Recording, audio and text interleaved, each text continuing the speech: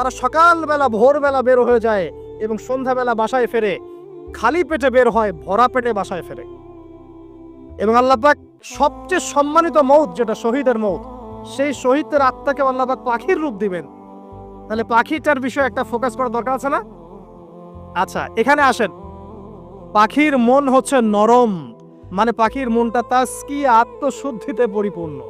কদ আফলাহা মান যাক্কাহা, সে ব্যক্তি সফল হলো যার হৃদয়টা পবিত্র, নিষ্পাপ, নিষ্কলুষিত হলো। সে ব্যক্তি সফল হবে ইনশাআল্লাহ।